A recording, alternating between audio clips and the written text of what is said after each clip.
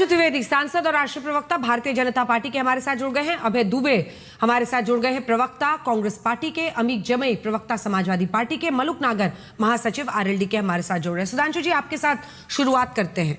राहुल गांधी ये कह रहे हैं कि जो बड़े बड़े इंस्टीट्यूशंस के हेड है वो तो यहां तक कह रहे हैं कि मुख्य चुनाव आयुक्त, आईबी चीफ, ये सारी संस्थाएं अब सरकार के खिलाफ हो गई हैं, उनको फोन कर रही हैं।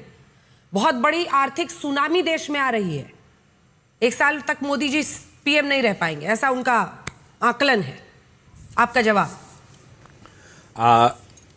देखिए, राहुल गांधी जी की बातों को कितनी गंभीरता से लिया जाना चाहिए, मैं आपको चुनिंदा उदाहरण पेश करता हूं। आज से नहीं, जब वो सरकार में थे, अगस्त 2009 अमेरिका के राजदूत ड्रोमर से जाके कहते हैं लश्कर तैयबा और जैश ए मोहम्मद उतना बड़ा खतरा नहीं है, हिंदू आतंकवाद खतरा है। देश ने देखा बाद में एक्चुअली में कि कौन बड़ा खतरा था।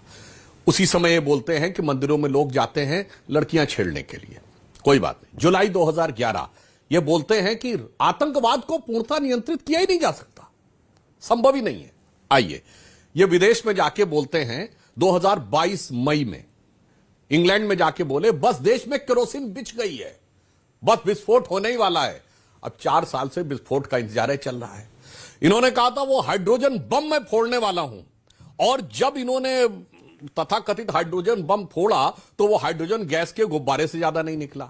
ये वो व्यक्ति हैं जिन्होंने मार्च 2023 में जाकर यह कहा विदेश की धरती से कि साहब, why England and America defenders of democracy are silent. ये वो व्यक्ति हैं जिन्होंने जाकर विदेश में, इंग्लैंड में क्या कहा कि India is not a nation, it is the union of states. वो व्यक्ति हैं जिन्होंने दिसंबर 2018 में राजस्थान विधानसभा के चुनाव प्रचार के दौरान ये कहा, लोकसभा चुनाव के प्रचार के दौरान, विधानसभा हो चुका था उस समय तक, कि अशोक गहलोत सरकार ने एक बहुत अच्छी योजना शुरू की है। और वो एक कुंभाराम जी थे, बड़े नेता थे कांग्रेस के, उनके नाम पे, और कहते कुंभकर्ण योजना। 3 बार कुंभकर्ण बोल गए। अब आप सोचिए, भारत का कोई व्यक्ति कुंभकर्ण योजना बोल सकता है? उसके बाद आप इनके उत्तरोत्तर स्टेटमेंट आकर आगे देखते चले जाइए। मुझे ऐसा लगता है कि बिना मेहनत किए जो सत्ता पाने की एक खानदानी रईसी थी, वो आदत अब इनके दिमाग पर इस कदर चढ़ गई है कि जब से इनकी विदेश यात्राओं के भुगतान का सवाल पूछा गया है, तब से और भुगतान संतुलन में ये फंसते हुए नजर आ रहे हैं। ऐसा प्रतीत होता है कि मानसिक संतुलन भी उसी के साथ खोते हुए नजर आ रहे हैं। मुझे लगता है कि पूरे देश को विधिवत पता है कि आज की स्थिति में, हां, एक बात से मैं राहुल गांधी जी के सहमत हूं, आर्थिक सुनामी आई नहीं है, दुनिया में आ चुकी है।